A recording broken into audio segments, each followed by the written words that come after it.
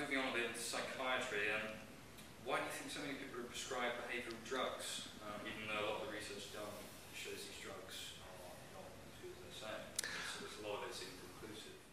Yeah, I mean, psychiatry. We have invented diseases. We have the whole idea that behavioural problems, lifestyle problems are being pathologized into a disease and being given a billing code. If you look through the diagnostics, the DSM, as they call it, the Diagnostic Statistical Manual on Mental Disorders, at last count there were 374 mental illnesses in there, complete with their own insurance billing codes.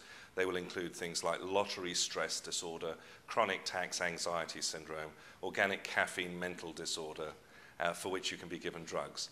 So there is no science behind psychiatry. Psychiatry will admit, if it's honest, and many of them do, that there are no scientific means to diagnose mental illness.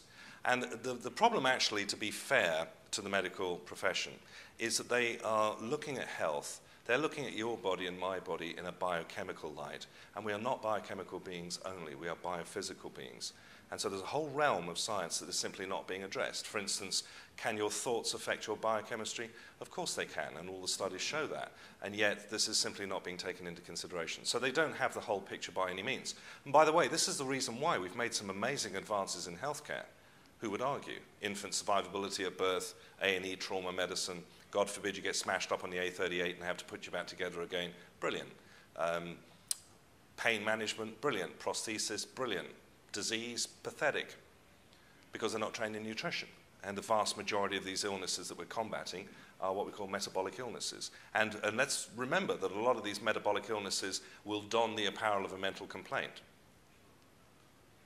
In the United States, they've started to give babies lithium due to these perceived mental problems. I mean, why do you think they're aiming younger and younger, targeting the youth with these perceived mental health problems?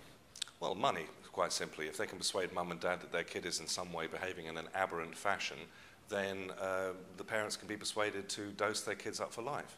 And this is essentially akin to having control over their food supply as well. If you can persuade somebody that they are ill, there's a tremendous amount of money to be made out of telling healthy people they're sick. And of course, we now have dog psychiatrists, so you can even start prescribing doggy Prozac to your four-legged friend as well if they are behaving in an aberrant fashion. I mean, the studies have shown time and time again that hyperactivity in children is linked to diet. Why do so many doctors seem to ignore this? I mean, you said they're not trained in nutrition, but surely it's a no-brainer. I mean, they seem so quick to pass out these pharmaceutical drugs instead of just saying change the diet for a couple of weeks. Yeah.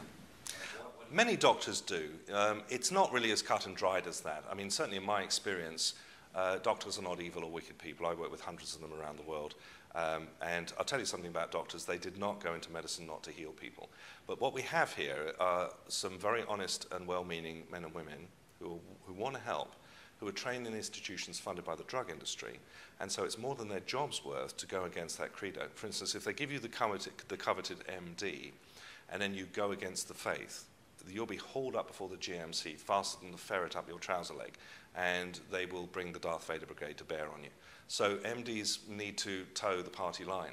It's not a lot of good, for instance, becoming a medical doctor and then having a change of heart halfway through your career and wanting to train in nutrition, because if you covet the MD, in certain countries, even in Britain these days, you can be persecuted as a doctor for treating people who have cancer with nutrition and eschewing the chemotherapy and radiation routes. So it's a difficult situation. They want to help people. Privately, many of them do offer nutritional advice, and they do sneak along to my meetings, for instance, and many other meetings that deal with this subject to try to find out more.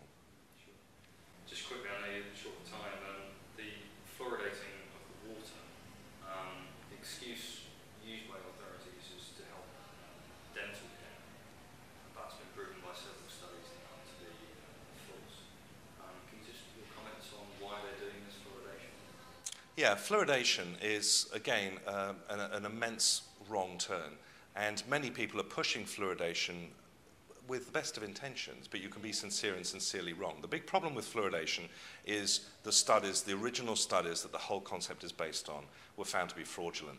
There is a minor benefit for ingesting natural calcium fluoride that occurs in streams. That is leagues apart from the chemical they're putting into the water supplies in Britain and elsewhere. This is normally hexafluorosilicic acid, H2SiF6, which is a grade A carcinogen. It's actually a toxic byproduct out of the aluminium and phosphate industry. And what we see is them simply attempting to dispose of toxic waste in the public water supply, knowing that only about 1% to 2% of water actually passes through the human body. The rest of it is used in industry and on agriculture and so on. So again, you'll see them defend this position to the end, even though it's been found that these chemical additives are known to cause bone cancer. This was confirmed by the National Cancer Institute back in the 1970s and the 1980s. And again, we're still seeing this this mistake now. Anyone looking to at this film, if you wish to have pristine dental health and you don't want dental cavities, stop eating